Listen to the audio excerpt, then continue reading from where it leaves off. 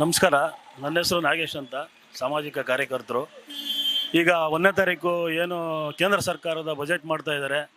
ಈ ಬಜೆಟಲ್ಲಿ ನಾವು ಜನಗಳು ಏನು ನಿರೀಕ್ಷೆ ಮಾಡ್ತಾ ಇದ್ದೀವಿ, ಯಾವ ಒಂದು ಶಿಕ್ಷಣ ಆಗಿರ್ಬೋದು, ವಿಮಾ ಸೌಲಭ್ಯ ಆಗಿರ್ಬೋದು, ಸಾರ್ವಜನಿಕ ಡೀಸೆಲ್ಲು, ಪೆಟ್ರೋಲು, ದಿನನಿತ್ಯ ಬಳಕೆ ವಸ್ತುಗಳ ಬಗ್ಗೆ ಆಗಿರ್ಬೋದು, ಯಾವುದ್ರ ಬಗ್ಗೆ ನಮಗೆ ಅವರು ಜನಗಳಿಗೆ ಅನುಕೂಲ ಆಗೋ ರೀತಿ ಬಜೆಟ್ನ ಮಂಡನೆ ಮಾಡ್ತಾರೆ ಅಂತ ನಾವೇನು ನಿರೀಕ್ಷೆ ಮಾಡ್ತಾ ಇದೀವಿ ಅನ್ನೋದ್ರ ಬಗ್ಗೆ ನಮಗೆ ಒಂದು ಕುತೂಹಲ ಇದೆ.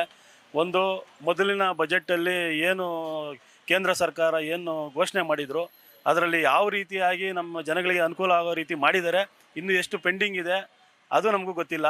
ಅದನ್ನು ಸಾರ್ವಜನಿಕರು ಅದನ್ನು ತಿಳಿದು ನಾವು ಅವರೇನಾದರೂ ನಮ್ಮ ನಿರೀಕ್ಷೆಗಳಿಗೆ ನಮ್ಮ ಇದು ಸಾರ್ವಜನಿಕರ ಪರವಾಗಿ ಕೆಲಸ ಮಾಡಿಲ್ಲ ಅಂದಾಗ ನಾವೆಲ್ಲರೂ ನಿಂತು ಹೋರಾಟ ಮಾಡಿ ನಮ್ಮ ಏನು ಘೋಷಣೆ ಮಾಡಿರ್ತಾರೆ ಅದನ್ನು ನಾವು ಪಡೆಯೋದಕ್ಕೆ ನಾವು ಹೋರಾಟ ಮಾಡಬೇಕಂತೇಳಿ ಈ ಮೂಲಕ ನಾನು ಕೇಳ್ಕೊತಾ ಇದ್ದೀನಿ.